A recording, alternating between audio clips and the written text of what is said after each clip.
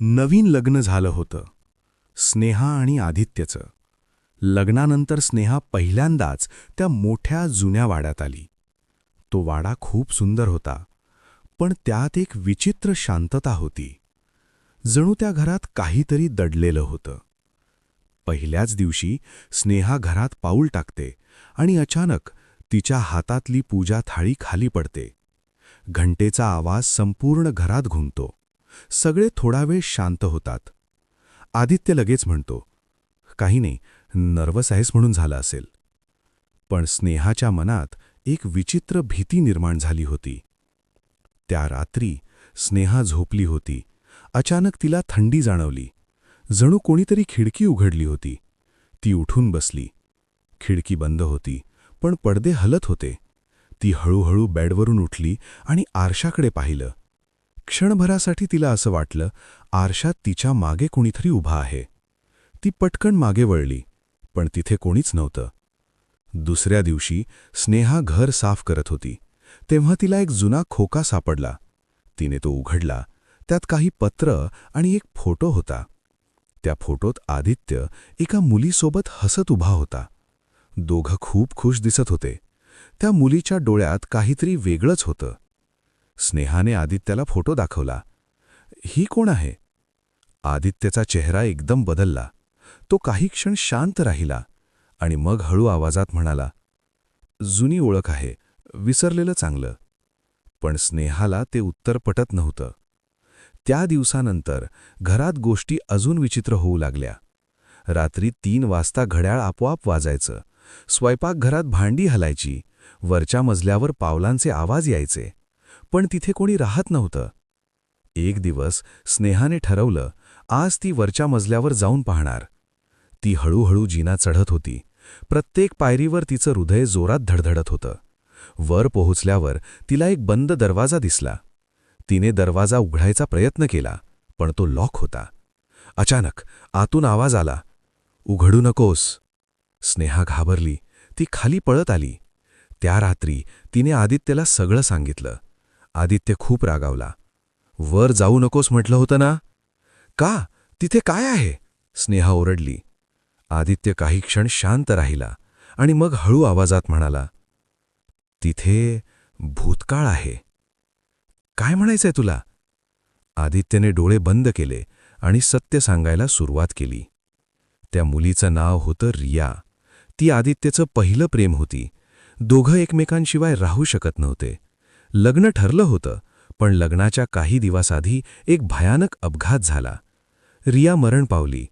पण मरायच्या आधी तिने आदित्यचा हात घट्ट पकडला आणि म्हणाली, तू फक्त माझाच आहेस, दुसऱ्या कुणाचा नाही. त्या दिवसानंतर आदित्यने तो विषय कायमचा बंद केला. स्नेहा स्तब्ध झाली. मग तू माझ्याशी लग्न का केलं? कुटुंबासाठी, आदित्य म्हणाला. पण मला वाटलं नव्हतं की ती परत येईल. त्या रात्री वारा जोरात सुटला. खिडक्या आपटायला लागल्या. दिवे बंद झाले. स्नेहा आरशात पाहते आणि तिला ती दिसते, रिया. तिचे केस हवेत उडत होते, डोळे लाल, चेहऱ्यावर राग. ती हळूहळू पुढे आली आणि म्हणाली, मी परत आले आहे. स्नेहा थरथर कापत होती. तो फक्त माझाच आहे, रिया ओरडली. अचानक वरच्या मजल्याचा दरवाजा आपोआप उघडला आणि एक जोराचा आवाज आला, जणू कोणीतरी खाली येत होतं. आदित्य घाबरून म्हणाला, ती पूर्णपणे परत आली आहे. आणि त्या क्षणी घरातल्या सगळ्या दिव्यांचा काच फुटला. त्या रात्री घरातल्या काचा फुटल्यानंतर सगळं शांत झालं. इतकं शांत की स्नेहाला स्वतःचा श्वासही मोठा वाटत होता. आदित्य घाबरलेला होता. ती आली आहे आणि यावेळी ती थांबणार नाही, तो थरथरत म्हणाला. स्नेहाने धाडस केलं, आपण पळून जाऊया इथून. आदित्याने लगेच नकार दिला. नाही, ती आपल्याला कुठेही जाऊ देणार नाही. तेवढ्यात वरच्या मजल्यावरून पावलांचा आवाज आला. हळूहळू, टक टक टक. स्नेहा आणि आदित्य दोघेही जिन्याकडे पाहत होते आणि एक सावली खाली उतरत होती. ती रिया होती. पण यावेळी ती आधीसारखी नव्हती. तिचा चेहरा जळालासारखा दिसत होता. डोळ्यात सूड आणि वेदना. ती खाली आली आणि हसली. एक भयानक थंड हसू. तू मला विसरलास, ती आदित्यकडे पाहत म्हणाली. आदित्य रडत म्हणाला, मी तुला कधीच विसरलो नाही. खोटं, रिया ओरडली. अचानक घरातल्या सगळ्या वस्तू हवेत उडू लागल्या. फोटो फ्रेम्स, भांडी, खुर्च्या. स्नेहा घाबरून कोपऱ्यात उभी होती. रिया तिच्याकडे वळली. तू माझ्या जागी आलीस. स्नेहा रडत म्हणाली, मी काही चुकीचं केलं नाही, मला काही माहीत नव्हतं. रिया काही क्षण शांत झाली. पण अचानक ती जोरात ओरडली, मला काही फरक पडत नाही. आणि तिने स्नेहाला हवेत उचललं. स्नेहा ओरडत होती, आदित्य, मला वाचव. आदित्याने धाडस केलं. तो रियाकडे धावला. तिला सोड, शिक्षा मला दे. रिया थांबली. ती हळूहळू स्नेहाला खाली सोडते. तू खरंच तिच्यासाठी स्वतःला देणार आहेस, ती विचारते. आदित्य म्हणतो, हो, कारण ही माझी चूक आहे. सगळं काही क्षण शांत होतं. अचानक वरच्या मजल्यावरून एक दरवाजा जोरात आपटतो. स्नेहाला आठवतं, तोच बंद दरवाजा. तिला काहीतरी जाणवतं. आदित्य, त्या खोलीत काहीतरी आहे. रिया अचानक घाबरते. नाही, त्या खोलीकडे जाऊ नकोस, ती ओरडते. स्नेहाला कळतं, खरं गुपित तिथेच आहे. ती लगेच जिन्याकडे धावते. रिया तिला थांबवायचा प्रयत्न करते, पण जणू काही तिला रोखत होतं. स्नेहा वर पोहोचते. दरवाजा हळूहळू उघडतो. आत पूर्ण अंधार. ती मोबाईलचा फ्लॅश लावते आणि जे दिसतं ते पाहून तिचे पाय थरथर कापू लागतात. त्या खोलीत भिंतीवर सगळीकडे फोटो लावलेले होते, आदित्य आणि रिया. पण काही फोटोंमध्ये रिया जखमी दिसत होती. काही ठिकाणी ती रडत होती आणि एका फोटोमध्ये आदित्य तिच्यावर ओरडत होता. स्नेहाच्या डोक्यात सगळं क्लिक होतं. हे अपघात नव्हतं, ती हळू आवाजात म्हणाली. खाली उभा असलेला आदित्य थरथर कापू लागतो. रिया हळू आवाजात म्हणते. शेवटी तिला कळलं. स्नेहा ओरडते, तूच केलं ना तिचं खून? आदित्य गुडघ्यावर बसतो. मी रागात होतो. आमच्यात भांडण झालं. मी तिला ढकललं आणि ती खाली पडली. स्नेहाच्या डोळ्यात धक्का. रिया हसते, पण यावेळी तिच्या डोळ्यात अश्रू होते. त्याने मला मारलं आणि सगळ्यांना सांगितलं की अपघात होता. स्नेहा रागाने म्हणते, तू माझ्याशी खोटं बोललास. आदित्य रडत म्हणतो, मी घाबरलो होतो. अचानक घरात जोराचा वारा सुटतो.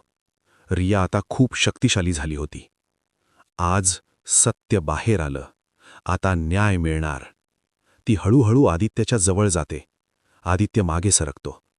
रिया, मला माफ कर. रिया थंड आवाजात म्हणते, माफ? आता उशीर झाला आहे. आणि अचानक ती आदित्यला हवेत उचलते. स्नेहा ओरडते, नको. अचानक रिया थांबते. ती स्नेहाकडे पाहते. तू वेगळी आहेस. तू सत्यासाठी उभी राहिलीस. काही क्षण शांतता आणि मग ती आदित्याला जोरात खाली फेकते. आदित्य बेशुद्ध पडतो. रिया हळू आवाजात म्हणते, मी त्याला मारणार नाही. त्याला त्याच्या अपराधासोबत जगू देणार. हळूहळू रिया नाहीशी होते. सगळं शांत होतं. पण स्नेहा आरशात पाहते आणि तिच्या मागे रिया उभी असते. ती हसते आणि म्हणते, मी अजून संपलेली नाहीये. त्या रात्रीनंतर सगळं शांत झाल्यासारखं वाटत होतं. रिया नाहीशी झाली होती. आदित्य जिवंत होता, पण पूर्णपणे तुटलेला. आणि स्नेहा, ती अजूनही त्या रात्रीच्या धक्क्यातून बाहेर आली नव्हती. काही दिवस गेले. घर पुन्हा सामान्य दिसायला लागलं. पण स्नेहाला एक गोष्ट सतत जाणवत होती. ती एकटी नव्हती. रात्री झोपताना तिला असं वाटायचं की कुणीतरी तिच्या जवळ उभा आहे. आरशात कधीकधी तिला स्वतःच्या मागे एक हलकी सावली दिसायची. एक दिवस ती स्वयंपाकघरात होती. अचानक तिच्या कानाजवळ एक आवाज आला, स्नेहा. ती घाबरून मागे वळली, पण तिथे कोणीच नव्हतं. त्या रात्री ती झोपली होती. अचानक तिचे डोळे उघडले. तिला जाणवलं कुणीतरी तिच्या बाजूला बसलं आहे. हळूहळू तिने डोळे वळवले आणि तिच्या शेजारी रिया बसली होती. स्नेहाचं शरीर थरथर कापत होतं. रिया शांतपणे तिच्याकडे पाहत होती. घाबरू नकोस, ती हळू आवाजात म्हणाली. स्नेहा थरथरत म्हणाली, तू अजून इथेच आहेस? रिया हसली. मी गेलेच कधी होते. स्नेहा पूर्ण घाबरली. मग तू मला का त्रास देतीयस? रिया काही क्षण शांत राहिली आणि मग म्हणाली, मी तुला त्रास देत नाहीये. मी तुला तयार करतेय. स्नेहाला काहीच समजत नव्हतं. कशासाठी ती विचारते. रिया हळूहळू तिच्या जवळ येते आणि कुजबुजते, कारण पुढचा नंबर तुझा आहे. स्नेहा जोरात ओरडते, नाही. ती उठून बसते, घामाने पूर्ण भिजलेली. हे सगळं स्वप्न होतं का, ती स्वतःशी म्हणते. पण तिच्या हातावर एक थंड स्पर्श जाणवतो. ती खाली पाहते. तिच्या हातावर कोणाचा तरी हाताचा ठसा होता. स्नेहाला कळून चुकतं, रिया अजूनही तिच्या सोबत आहे. दुसऱ्या दिवशी स्नेहा आदित्यला सगळं सांगते. आदित्य घाबरतो. हे शक्य नाही, ती तर गेली होती. स्नेहा रागाने म्हणते, ती कुठेच गेली नाहीये. अचानक घरातले दिवे लुकलुकायला लागतात आणि आरशात रिया दिसते. पण यावेळी ती आधीसारखी रागावलेली नव्हती. ती हसत होती, एक विचित्र गूढ हसू. तुम्हाला वाटलं सगळं संपलं? ही फक्त सुरुवात आहे. अचानक स्नेहाच्या डोक्यात प्रचंड वेदना सुरू होते. ती ओरडते. तिला वाटतं जणू कुणीतरी तिच्या आत शिरक आहे. आदित्य घाबरून म्हणतो, स्नेहा. स्नेहा हळूहळू शांत होते आणि मग ती डोळे उघडते. पण ते डोळे स्नेहाचे नव्हते, ते रियाचे होते. आदित्य मागे सरकतो. रिया? स्नेहा हसते. आता मी कधीच एकटी नाही, मी तिच्यात आहे. आदित्य पूर्णपणे घाबरलेला. तू काय केलंस? रिया स्नेहाच्या शरीरात म्हणते, मी परत आलीये, कायमची. काही दिवसांनी लोकांना वाटतं सगळं ठीक आहे. स्नेहा आणि आदित्य पुन्हा एकत्र राहतात. पण रात्री स्नेहा एकटी आरशात पाहते आणि तिच्या मागे कुणीतरी नवीन सावली उभी असते. ती हळू आवाजात म्हणते, आता पुढचा खेळ सुरू होतो. त्या रात्री आरशातली सावली स्पष्ट होते.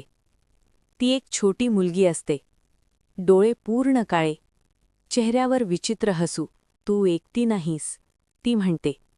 रिया चिडते, तू कोण आहेस? मुलगी हसते, मी त्या आत्म्यांची मालकीण आहे. अचानक स्नेहाचं शरीर थरथर कापायला लागतं.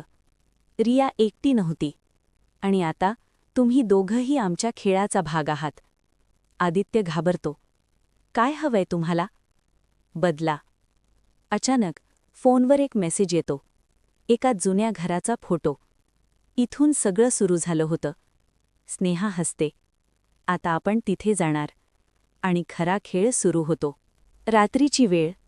आकाशात वीज चमकत होती. पाऊस जोरात पडत होता. आणि आदित्य आणि स्नेहा त्या जुन्या घरासमोर उभे होते. ते घर जुनं, मोडकळीस आलेलं, खिडक्या तुटलेल्या, दरवाजा अर्धवट उघडा. जणू कोणीतरी आत येण्याची वाट पाहत होतं. आदित्य घाबरून म्हणतो, आपण इथे येऊ नको होतो. स्नेहा रियाच्या आवाजात हसते. इथूनच सगळं सुरू झालं होतं. ते दोघं हळूहळू आत जातात. दरवाजा आपोआप बंद होतो. धडाकन. घरात पूर्ण अंधार. फक्त विजेच्या चमकण्यात थोडं दिसत होतं. भिंतींवर जुने फोटो. पण त्या फोटोंमधले चेहरे ओरखडलेले, कापलेले, जणू कुणीतरी त्यांना मिटवण्याचा प्रयत्न केला होता. अचानक एक आवाज, रिया. आदित्य थिजतो. हा आवाज. एक दरवाजा हळूहळू उघडतो, कर्कश आवाज करत. आत एक खोली. जमिनीवर जुनं रक्त सुकलेलं, आणि मधोमध एक तुटलेलं बाहुलं. स्नेहा थांबते. तिचं शरीर थरथर कापायला लागतं. अचानक तिच्या डोक्यात फ्लॅश येतात. एक छोटी मुलगी रडतीये. लोक तिच्यावर ओरडतायत. कुणीतरी तिला त्या खोलीत बंद करतं. स्नेहा जोरात ओरडते, नाही. आदित्य थांबतो. काय झालं? स्नेहा हळूहळू बोलते. पण आवाज तिचा नव्हता. तो त्या छोट्या मुलीचा होता. तुम्ही आम्हाला इथे बंद केलं होतं. आदित्यच्या चेहऱ्यावर धक्का. काय? अचानक ती छोटी मुलगी त्यांच्यासमोर प्रगट होते. मी तीच आहे, जिला तुम्ही सगळ्यांनी मारलं. आदित्य मागे सरकतो. मी काही केलं नाही. मुलगी जोरात हसते.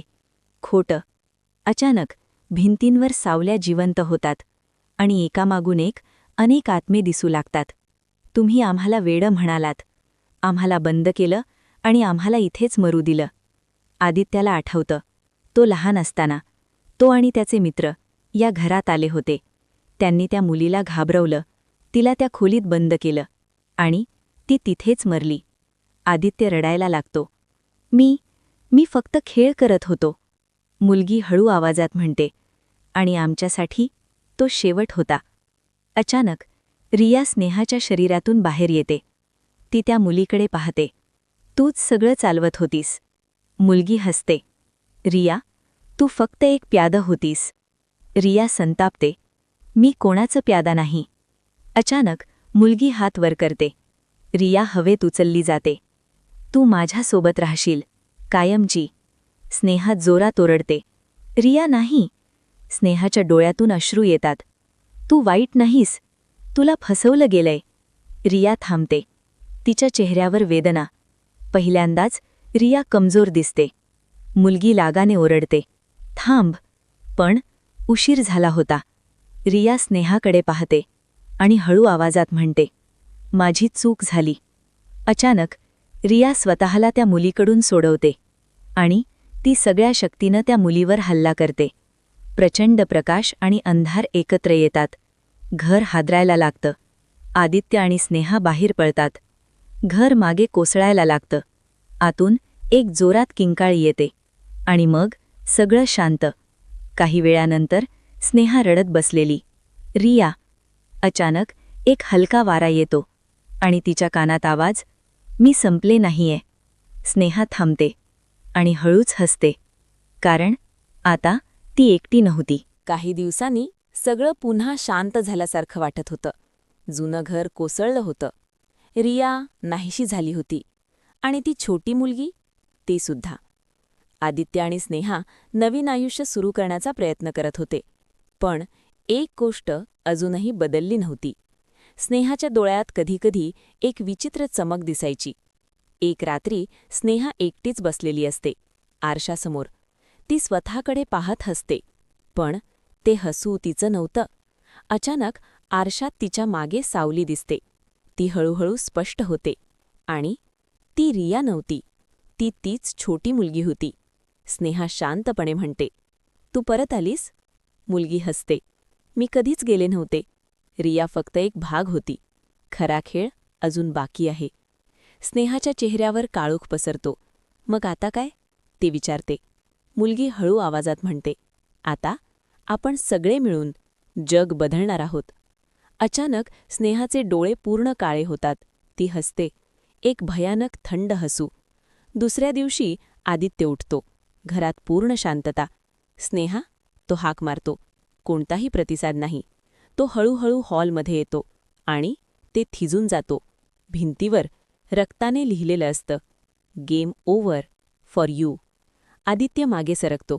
अचानक त्याच्या मागून आवाज येतो, गेम स्टार्ट फॉर अस. तो हळूच वळतो. स्नेहा उभी असते. पण ती स्नेहा नव्हती. तिच्या मागे डझनभर सावल्या उभ्या होत्या आणि तिच्या चेहऱ्यावर ती छोटी मुलगी हसत होती. आता कुणीही सुरक्षित नाही. अचानक स्क्रीन ब्लँक. एक शेवटचा आवाज. ही कथा इथे संपत नाही. ती फक्त सुरू झाली आहे. व्हिडिओ आवडला तर लाईक करा आणि अशाच हॉरर स्टोरीजसाठी सबस्क्राईब नक्की करा.